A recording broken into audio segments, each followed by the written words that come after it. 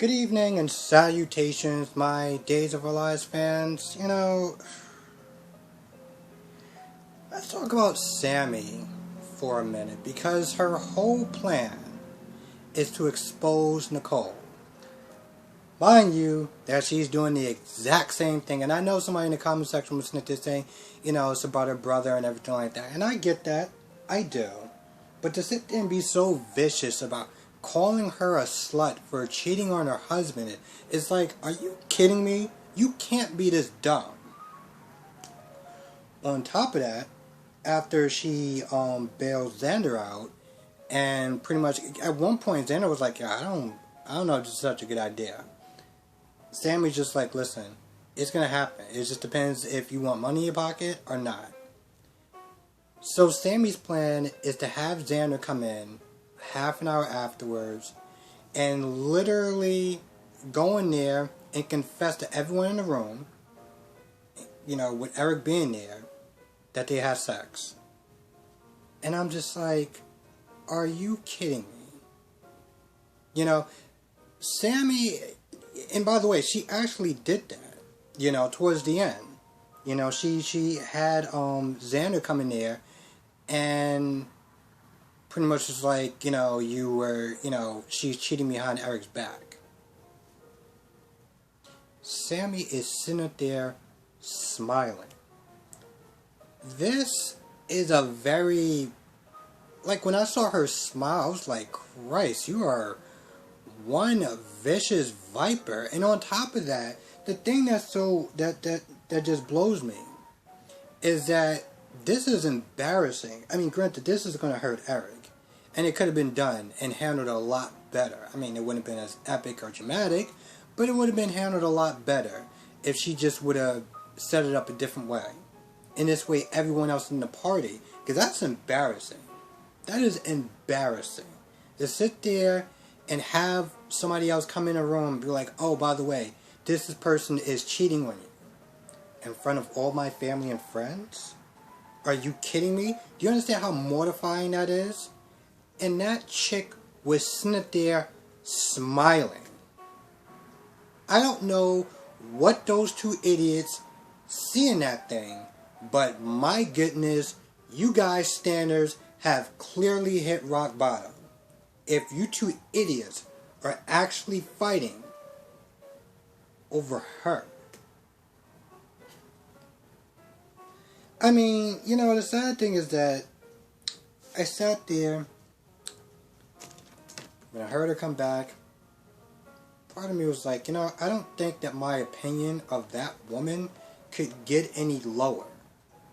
But seeing that she took joy out of that, despite the cost of Eric and his feelings, his family, was just like, you hit a whole new low. Just an absolute whole new low. Just reading the comment section, not this one before GH or whatever, and they're talking about this woman Gladys, and they're like, she's the person that we love to hate. I felt like that was something that was said in the 90s, because people didn't have that many options, so you kind of had to watch it, but, she's not the person I love to hate, she's just the person that I hate. My goodness, is that woman just,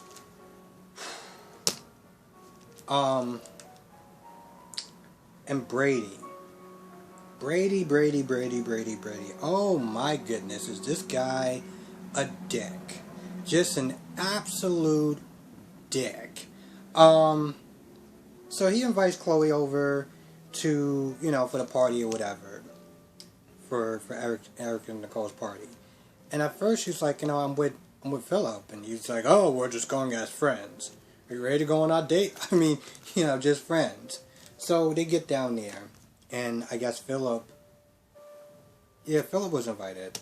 I think Philip, I don't know how to, he wasn't invited, but apparently Nicole was supposed to be a stepmother or something like that, so he was there. And he turns around, he was actually about to go upstairs. And he turns around and he sees Brady walk in with Chloe, just side by side. And at one point he's like, oh, what's going on? Chloe's like, oh, he invited me, as a friend or whatever, and, Brady is just being the smug, pompous ass that, I've come to know and just loathe. So they're, staring daggers at each other, whatever. Philip is staring daggers at, Chloe, because, not Chloe, Brady, because Brady's not there showing Chloe pictures of Rachel. And I'm just like, the last person that tried to use their child as a way to get a woman was this character named Valentine. And as much as I like him, I was like, wow, that is just a whole new level. And he's done that more than once. But I don't know if he was doing that to get her, to win her over, or was he doing that to make Philip jealous. But Philip is there, and Bella's there. I didn't realize that Bella was originally played by another character, by another actress, Kristen Storm, and I'm like, oh my goodness, I cannot imagine anybody else being Bella but her. Thank you, Shakira. I don't know if I messed up your name, but I'm definitely gonna watch that promo.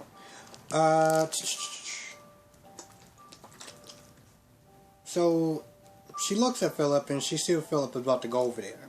And she's like, oh, it's a party, whatever, let's not let this be like high school or whatever, to Philip. Like, and why don't you sit there telling Brady that?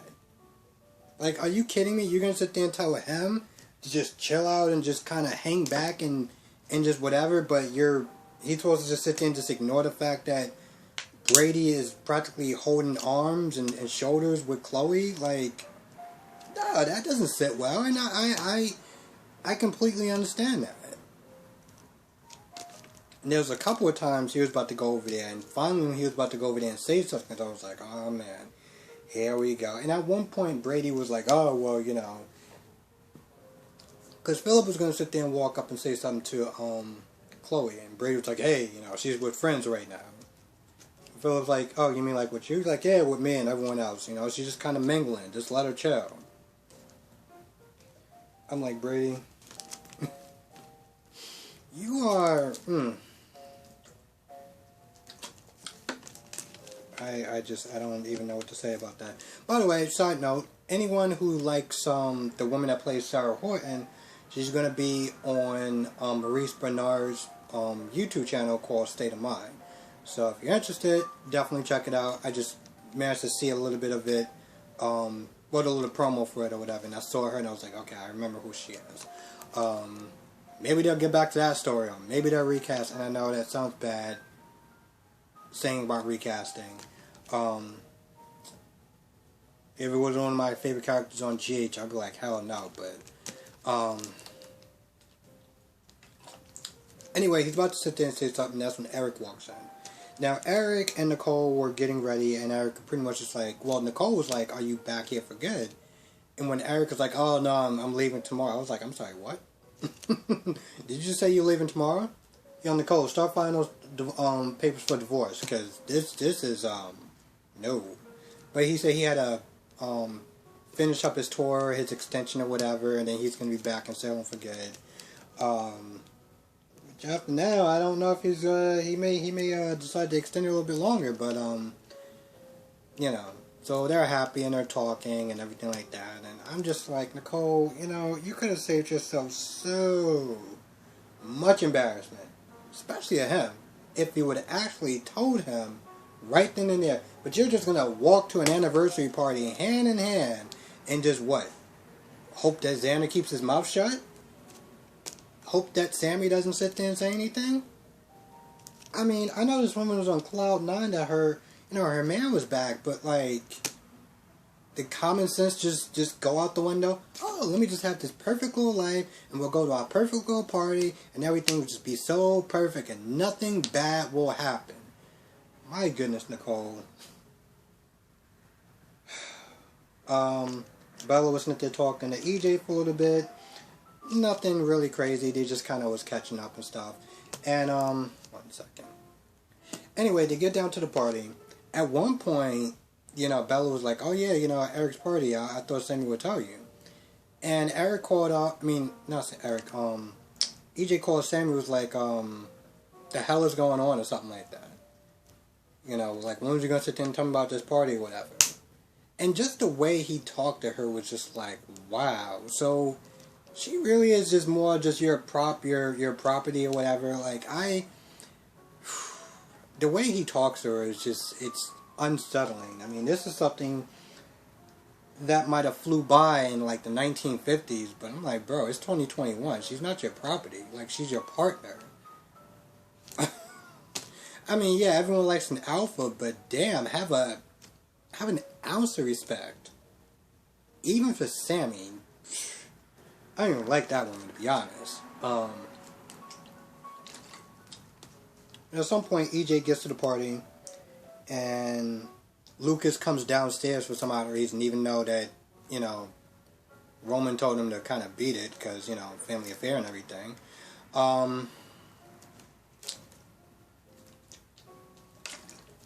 Lucas comes down, he's like, oh, I'm just, you know, searching for my brother. I'm like, you couldn't have texted him? It looks as though EJ and Lucas are about to get into it, because EJ was like, oh, you had that letter, where's that letter? I'm like, where's this smoking gun? You wasn't there, like, you know, you want to sit there and show me. And then he put him on notice, like, yo, listen, you and Sammy, listen, if it's not about the kids, I don't want you near her. Whatever feelings you have, I don't know what's going on, but you need to squash that.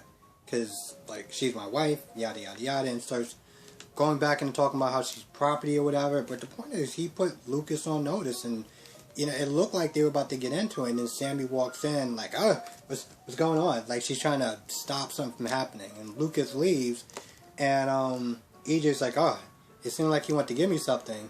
And she's like, what? And he kind of just drops or whatever. So throughout the rest of the party, you know, Sammy's sitting there just drinking champagne like it's water.